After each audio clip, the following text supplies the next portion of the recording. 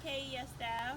We're going to do a quick campus tour about all of the COVID-19 protocols that have changed. This is a quick tour of the school and various areas of all the things that we've implemented to keep you and our students safe. So come on, we're going to start at the front entrance. So of course this is the entrance to the office, and I'm going to show you some different changes. As you can see, we have red tape or markings to remind parents to social distance. So these tape markings are red and they are 6 feet apart. So as you're approaching the office, there are only 2 people allowed in the office at a time. And if, let's say, we have a line during orientation where parents need to wait, so these are the markings that they will stand outside. And then we also have markings inside of the office where they will be able to social distance inside and wait for Miss Leslie or Miss Tara to help them get their students registered. As you can see, the district came out and put up signs to remind parents to wear a face mask, to practice social distancing, which is 6 feet away, and also all of the enclosed buildings where you have to go inside of a building will have these signs. These are some signs and reminders for our students. We have walkers, bike riders, and van riders in this area. And so you're going to see these 2 signs around campus to continue to remind our students to stay 6 feet apart and to wear their masks. And again, we have red markings on the ground for our students so that they'll be able to social distance. So now we're in our main office. This is what parents will see when they come into our schools. Miss Leslie and Miss Browning will be able to assist them. And as you can see on the grounds, we have Panther Paws, and we have the reminders to please wait here and practice social distancing for our parents. The PowerPoint that I sent out said no more than 3 parents in the office area at a time. And so this allows everyone to social distance. And also we have reminders that this is our hand sanitizer station. If they use a pen, they need to use the hand sanitizer first before they pick up a pen. That's also for you as teachers and staff. We also remind our parents to wear a mask. These are our daily pre-screening questions. So when you check in tomorrow morning or anytime you come on campus, these are daily pre-screening questions. Have you been around anyone that has been sick? Do you have any flu-like symptoms? And then the symptoms are listed. Every day, these are pre-screening questions for staff and students, because if you experience any of these things on this list, then we need you to stay home and encourage our students to stay home as well. We want to keep everyone safe and protected from the COVID-19 virus. And again, we have plexiglass that was installed by the district to protect our office staff as well. We really want to limit the amount of people in the office, so we want to make sure that you can sign in, and we're going to talk about how we're going to do that actually online and virtually through a Google form where you're able to sign in. But our pre-screening questions and our plexiglass, social distancing, and mask wearing is going to be super important this year. So this is our main office area. I also want to point out in our main office area and all of our common areas, we have hand sanitizer dispensers installed. This is the sign that's going to tell you that hand sanitizer is also there. So I'm going to walk you through to the nurse's office. She also has one in her office. We have 2 in the cafeteria and 1 in the media center. You also have, I'm going to show you down this hallway, all teachers will get one of these for your classroom. This is also hand sanitizer. Every teacher gets one of these for all of your students. And if you need a replacement, you just contact administration and we will get it to you. Alright, so let's walk through this way.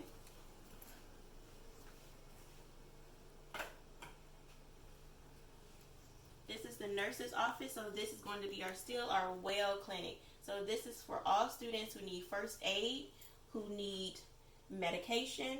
This is still the nurse's office in the clinic, and again, she has a hand sanitizer dispenser here for our students. But again, this is one entrance, and she would prefer if they use the second entrance, which is here around the corner. So we have two entrances to the clinic. This door will be closed for the office staff. So on the outside, that's where I have also arrows and red markings on the ground for our students to find the well clinic. And then I'm going to show you next in the next part where the isolation rooms are on campus. So for arrival for our walkers, bike riders, and maybe van riders, but especially for orientation, this will be the main entrance where we are welcoming our parents for orientation. And again, we have our signs here and the markings on the ground. I also want to show you when you go up the stairs, this will be the first area where temperatures will be taken for our walkers. So there will be a support staff person here with a thermometer that we're taking temperatures of our walkers. Down this hallway, as you can see, this is a one-way hallway. There is an arrow on the wall. So in between all of the doors should be an arrow that tells you which way the hallway goes. We had to make hallways one way this year to eliminate the intermingling of students and staff, and we're trying to keep cohorts together. So down this hall are the two isolation rooms. That's going to be if a student has a fever over 100 degrees, they'll be sent to either isolation room 1 or isolation room 2. And Miss Lori will tell you which isolation room we're using for the day. The goal was to, if you use isolation room 1 on Monday and someone was sick, that you have at least 24 hours to clean it, let it sit, and then you can use isolation room 2 on Tuesday. So again, both isolation rooms are down the first main hallway. So teachers, this is your teacher's lounge and mail room. This is a reminder sign for you to stay safe and stay apart. So we're going to continue to wear our masks and social distance in the teacher's lounge. Yes, your mailbox is still there, but we want to make sure everyone is safe. So make sure you social distance inside of the teacher's lounge and in the mail room. So this is our main hallway. Unfortunately, because of the setup of the school, we could not have this particular hallway one way. But these hallways, as you can see, either go to the left or right. This way are the buses. This way are cars for our first and second grade students. And let's take a walk to the bus area. So there's also a temperature check area there and also a temperature check area in our car line. This is the gate to our bus loop area. As you can see, I put a temperature screening here sign as well as here to have for our bus students as they're coming off the bus. I know this particular gate in previous years has been closed off, but if it rains, we still want to make sure that we capture those bus students who may come off and may not want to go through the cafeteria to get breakfast. We still need a support person here to take their temperatures. So this is the outside area going into our well clinic. As you can see, you have red tape for the 6 feet apart. Remember, when I told you earlier, this is the exit to the well clinic, and this is our entrance. So I have signs all around campus that remind our students this is enter only, and then the red signs are exit only. Again, this is our preschool hallway. I just wanted to show you again, if this is an enclosed building, that we have the social distancing signs and the face covering signs. Again, this is entrance only, doors. If you walk in, as you can see, arrows were placed on the floor. And that will be our exit. Pre-K teachers are having lunch delivered to their classrooms. So in every hallway, again, this is the first grade hallway, should have these signs to remind us to social distance, wear a mask, make sure you greet your friends with a smile and a wave. I also wanted to stop here to remind you that all playground equipment for the first semester is off limits. Even though you have recess, it needs to be in a confined space with only your class. Grade level chairs, by the end of the week, I need to know where your recess area will be for each cohort, where they're not intermingling and mixing with each other. So you need to have a dedicated space for recess. Remember, all playground equipment is off limits for the first semester. So this is our car line area. First, we're going to talk about arrival. Every student will be taken out of their cars. As you can see, the red tape again is allowing them to social distance. They're social distancing because, again, this is the temperature screening area. So a staff member will be here taking temperatures so that all of our car riders will be able to be screened before they come onto campus. Dismissal. For dismissal, the red tape is also on the lines so that when their car number appears on their smart board, we're only dismissing 10 students at a time by their car tag number. So until their car pulls up, they're going to have to social distance in this hallway, either on the red markings, and again, for 4th, 5th, and 3rd grade, they have green markings.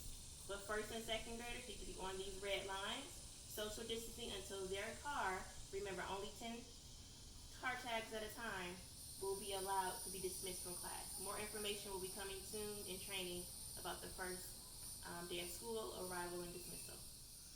So again, I am here at the kindergarten hallway. As you can see, this is an enclosed building. So again, our face mask and face covering sign, entrance only, is available for kindergarten as well. So I want to do a close-up on 4th, 5th grade, and 3rd grade buildings because the markings on the ground for 3rd, 4th, and 5th grade are going to be green. They're going to social distance. And for dismissal, those students will have to walk through the kindergarten building to get to the car line area. This is only for car riders. They're walking through the kindergarten building and exiting out the door to start standing on their green tape to social distance, waiting for their cars. Again, 4th, 5th, and 3rd grade dismissal area, walking through the kindergarten hallway. So hi teachers, this is building 11. As you can see, I am standing in the exit area. Again, building 11 is a one-way building. There are the same signs for face coverings and social distancing on your entrance and your exit. So for your exit for dismissal, or even if you're going to lunch, you're always going to use this door to exit. As you can see, you're going to go down the ramp, and for my bus riders, you're going to follow the yellow lines to go straight ahead, go to the main entrance hallway.